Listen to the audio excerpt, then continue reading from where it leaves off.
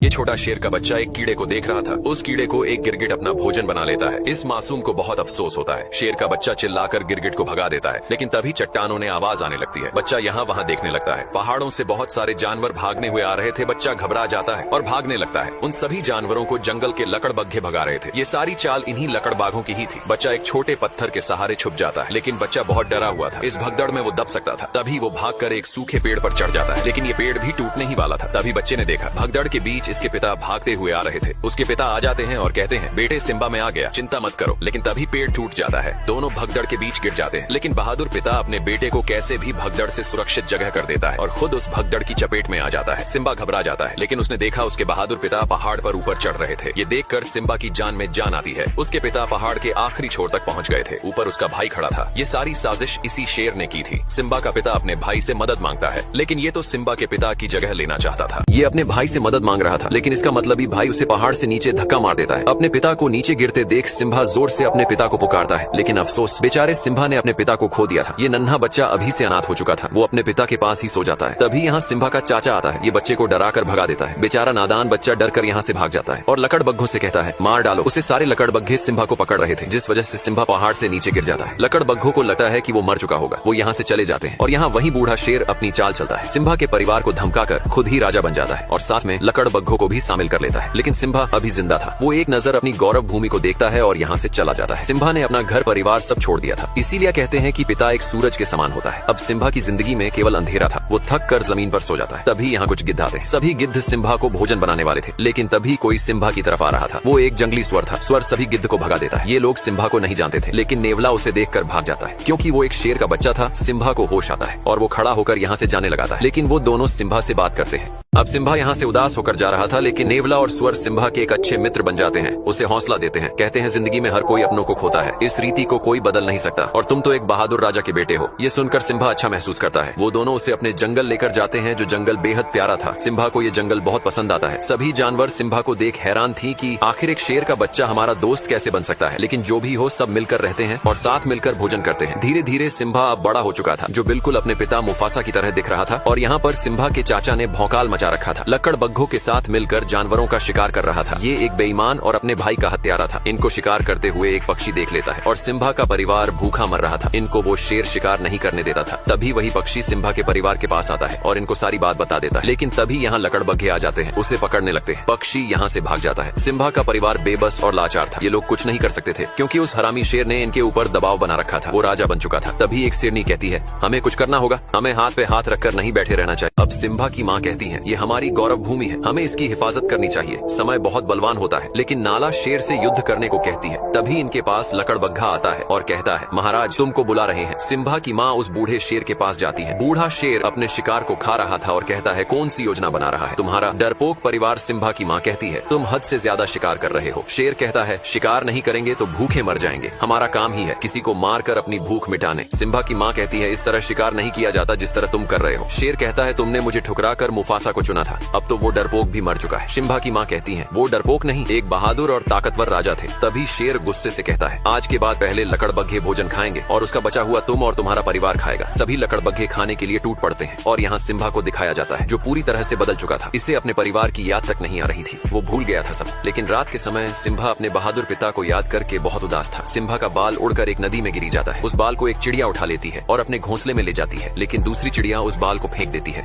अब सिम्बा के बाल को एक चिड़िया उठा लेती है और अपने घोंसले में लेकर जाती है, लेकिन दूसरी चिड़िया जानती थी ये घास नहीं बल्कि किसी जानवर का बाल है। जिस वजह से चिड़िया सिम्बा के बाल को फेंक देती है, वो बाल बबूल के पेड़ पर गिरता है। जिराफ बबूल के पत्तों के साथ सिम्बा के बाल को भी खा लेता है। अब एक कीड़े को दिखाया जाता है, जो जिराफ के मल को ढकेल कर ले जा रहा था, लेकिन जिराफ का मल लुढ़क कर टूट जाता है और सिम्बा का बाल उड़कर दूर चला जाता है, जहाँ बहुत सारी चींटियां थी। एक चींटी बाल को उठाकर ले जाने लगती है। तभी एक बंदर चींटी के पास उस बाल को देख लेता है। बंदर ने पहचान लिया था कि ये सिम्बा का ही बाल है और सिम्बा अभी जिंदा है। ये संदेश एक खुशी का संदेश था। बंदर खुश था, क्योंकि इनका राजा फिर से गौरव भूमि पर राज करेगा। और यहाँ सिम्बा के दोस्त पर एक शेर हमला कर रहा था। इनके जंगल में एक शेर घुस चुका था। सिम्बा का दोस्त अपनी जान बचाकर भाग रहा था। वो शेर का शिकार होने ही वाला था। तभी सिम्बा उस शेर को दबोच लेता है। दोनों ही एक दूसरे से कम नहीं थे, लेकिन दूसरा शेर सिम्बा को दबोच लेता है। सिम्बा उसे नाला कह के पुकारता है। दोनों एक दूसरे को जानते थे। ये नाला सिम्बा की बचपन की दोस्त थी। नाला सिम्बा को जिंदा देखकर बहुत खुश होती है। अब सिम्बा और नाला इतने दिनों के बाद एक दूसरे को देखकर बहुत खुश थे। नाला सिम्बा का बचपन का प्यार था। सिम्बा कहता है, नाला,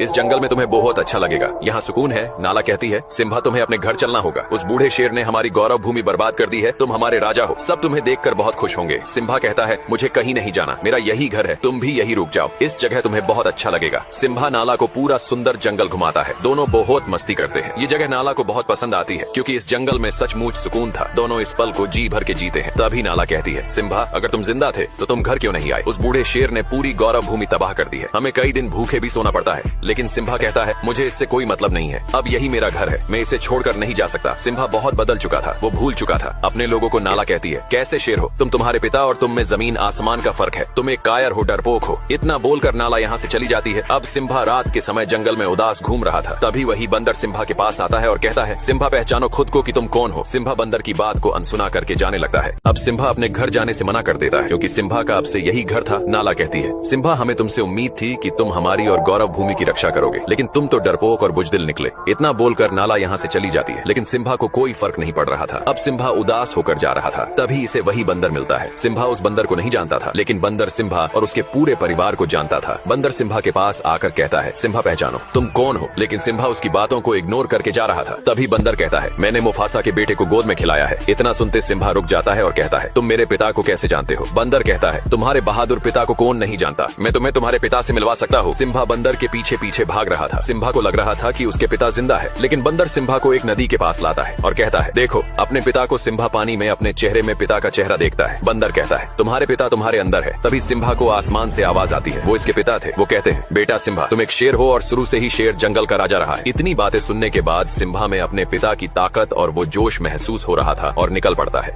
अब सिम्बा निकल पड़ता है अपनी उस पावन धरती की तरफ जिसने वर्षों पहले छोड़ दिया था। सिम्बा एक गहरी दहाड़ लगाता है, ये ऐलान करने के लिए कि अपने जंगल की रक्षा के लिए सिम्बा तैयार है। ये था सिम्बा का जुनून। सिम्बा के दोस्त उसे जाते हुए देख रहे थे। सिम्बा वर्षों बाद अपनी पावन धरती की तरफ जा रहा था, जिसके अंदर साहस और बल दोनों था। सिम्बा नाला के पास पहुंच गया था। दोनों निकल पड़ते हैं अपने घर की तरफ। भले ही इस कहानी में सिम्बा का पिता मुफासा नहीं था, लेकिन मुफासा का बेटा सिम्बा था, जो एक नई उम्मीद था। दोनों अपनी गौरव भूमि पहुंच जाते हैं, लेकिन सिम्बा अपनी गौरव भूमि को देखकर बिल्कुल भी खुश नहीं था। उसकी भूमि पूरी तरह से बंजर हो चुकी थी, बहुत सारे जानवर मारे गए थे। नाला कहती है, सिम्बा अब क्या करोगे? सिम्बा कहता है, अपनी भूमि की रक्षा करूंगा, जो जिम्मेदारी मुझे मेरे पिता ने दी है। नाला कहती है, मैं भी इस लड़ाई में तुम्हारे साथ हूँ। तभी वही पक्षी सिम्बा के पास आता है, जो ये भी सिम्बा के परिवार का हिस्सा था। ये सिम्बा का तहे दिल से स्वागत करता है और कहता है, महाराज वो दिन फिर से लौट आए हैं और सिम्बा के दोस्त भी इस लड़ाई में साथ खड़े रहने वाले थे। सिम्बा उनको वापस अपने जंगल लौटने को बोलता है, लेकिन वो दोनों कहते हैं, हम जब तक जिंदा है तब तक तुम्हारे साथ रहेंगे। इस युद्ध में सब सिम्बा के साथ खड़े थे। सिम्बा सभी को अपने साथ लेकर जाता है। अब इस युद्ध में सभी जानवर सिम्बा के साथ कंधे से कंधा मिलाकर खड़े थे। सिम्बा सभी को अपने साथ लेकर जाता है, लेकिन सामने कुछ लकड़बग्घे भोजन कर रहे थे। सिम्बा लकड़बग्घों का ध्यान भटकाने के लिए अपने दोस्तों से कहता है। नेवला और सुअर उनका ध्यान भटका रहे थे। सभी लकड़बग्घे उन दोनों को पकड़ने लगते हैं। सिम्बा नाला के साथ दूसरे रास्ते निकल पड़ता है। वही बंदर सब कुछ देख रहा था। वो समय आ गया था। बंदर अपना हथियार निकालता है, जिसने वर्षों पहले मुफासा के मरने के बाद हथियार को छोड़ दिया था। बंदर भी इस लड़ाई में सिम्बा के साथ था और यहाँ बूढ़ा शेर सिम्बा की माँ को अपनी रानी बनाने की जिद कर रहा था और कहता है, इस पूरे जंगल में मुझसे ज्यादा ताकतवर कोई जानवर नहीं है। सिम्बा की माँ कहती है, ताकतवर राजा वही होता है जिसमें प्रजा की और अपने राज्य की फिक्र होती है। ये कहता है, मैं मुफासा से ज्यादा ताकतवर हूँ। सिम्बा की माँ कहती है, तुम मुफासा के आगे एक भीगी बिल्ली हो। तभी वो शेर गुस्से से सिम्बा की माँ पर हमला करने लगता है। इस शेर की नीयत खराब थी। जिसकी नीयत ही खराब हो वो अपनी प्रजा की रक्षा कभी नहीं कर सकता है। तभी दहाड़ता हुआ सिम्बा यहाँ आता है। बूढ़ा शेर देखकर डर गया था। इसे लग रहा था कि वो मुफासा है। तभी सिम्बा कहता है, दूर रहो मेरी माँ से। सिम्बा की माँ वर्षों बाद सिम्बा को देखकर बहुत खुश होती है।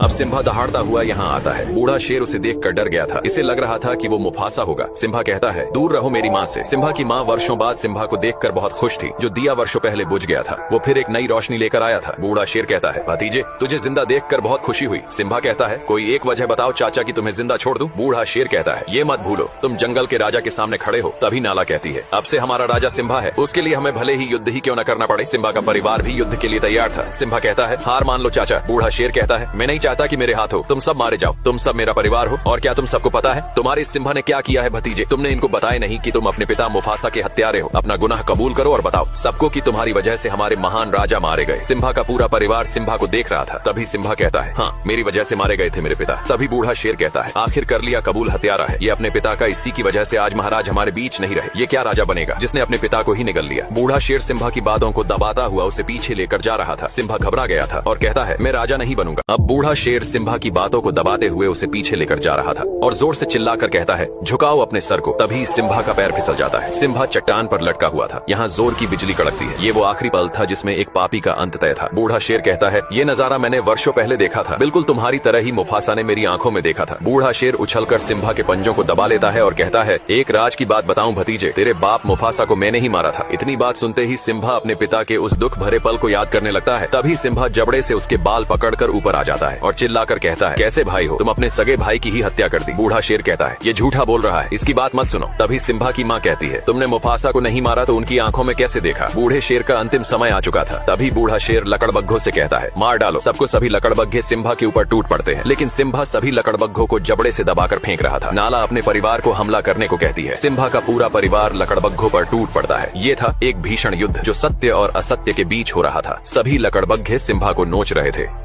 अब सभी लकड़बग्घे सिम्बा को गिराकर नोचने लगते हैं। नाला ये देखते हैं, दौड़ पड़ती है। ये था नाला का अपने प्यार के प्रति लगाव, और सिम्बा के दोनों दोस्त भी इस लड़ाई में शामिल थे। इनको लकड़बग्घे चारों तरफ से घेर लेते हैं। जंगली स्वर हमेशा से लकड़बग्घों से डरता रहा है, लेकिन आज स्वर ने कमाल कर दिया था। स्वर दौड़ा दौड़ा कर सभी लकड़बग्घों मार रहा था। अब नाला का सामना लकड़बग्घों की सरदार से होता है। दोनों एक दूसरे के सामने थे, लेकिन नाला अब बड़ी हो चुकी थी। वो लकड़बग्घों की सरदार से भिड़ जाती है और वो बूढ़ा बंदर भी उस हथियार को मैदान में लेकर उतर जाता है। सभी लकड़बग्घों की नानी याद दिला रहा था। सिम्बा का परिवार और उसके दोस्त अपनी गौरव भूमि की रक्षा के लिए लड़ रहे थे। नाला भी लकड़बग्घों की सरदार को मार गिराती है। शुरू से ही सत्य की हमेशा जीत होती आई है। आज भी सत्य की ही जीत होने वाली थी। बूढ़े शेर का अंतिम समय आ चुका था, भर चुका था। इसके पाप का घड़ा सभी लकड़बग्घे मैदान छोड़कर भाग रहे थे। सिम्बा ने देखा बूढ़ा शेर भी यहाँ से भाग रहा था। सिम्बा अपने चाचा का पीछा करता है। बूढ़ा शेर चाह के भी खुद को बचा नहीं सकता था। उसके आगे खाई थी और पीछे सिम्बा खड़ा था। सिम्बा कहता है, अब कहा भाग कर जाओगे चाचा। बूढ़ा शेर कहता है, सिम्बा मुझे माफ कर दो। सिम्बा कहता है, इतनी बड़ी गलती के बाद तुम्हें कौन माफ करेगा। अब बूढ़े शेर की अंतिम घड़ी आ चुकी थी। आखिर एक ना एक दिन पाप का घड़ा भर ही जाता है। बूढ़ा शेर कहता है, ये सब लकड़बग्घों की चाल थी। लकड़बग्घे बूढ़े शेर की बात सुन लेते हैं। बूढ़ा शेर सिम्बा से एक जिंदगी मांग रहा था। सिम्बा कहता है, पाप की कोई माफी नहीं होती। बूढ़ा शेर कहता है, सिम्बा तुम अपने सगे चाचा को मारोगे। सिम्बा कहता है, चाचा मैं तुम्हारी तरह बिल्कुल भी नहीं हूँ। बूढ़ा शेर ये सुनकर बहुत खुश होता है और कहता है, बताइए महाराज मुझे क्या करना होगा। सिम्बा कहता है, भाग जाओ इस पवित्र धरती से, दोबारा फिर कभी लौटा कर मत आना। बूढ़ा शेर यहाँ से जाने लगता है और तभी धोखे से सिम्बा पर हमला कर देता है। एक पापी को कितने भी नेकी के रास्ते ही क्यों न दिखाए जाए, वो फिर भी पाप के रास्ते पर ही चलता है। बूढ़ा शेर चट्टान ने नीचे गिर जाता है। सिम्बा को भी अपने चाचा के मरने का दुख था, लेकिन बूढ़ा शेर अभी जिंदा था। शायद इसकी मौत सिम्बा के हाथों नहीं बल्कि लकड़बग्घों के हाथों लिखी थी। बूढ़े शेर को सभी लकड़बग्घे घेर लेते हैं। बूढ़ा शेर कहता है, मेरे साथियों हम फिर से एक नया साम्राज्य खड़ा करेंगे। लकड़बग्घे कहते हैं, तू एक बिन पैनी का लौटा है, हमने तेरा हमेशा साथ दिया और तूने हमें ही गलत ठहराया। बूढ़ा शेर कहता है, मैंने सिम्बा से झूठ बोला था। तभी एक लकड़बग्घा कहता है, स्कार तूने अपना जिंदगी में कभी सच बोला ही नहीं। लकड़बग्घों की आंखें खुल चुकी थी।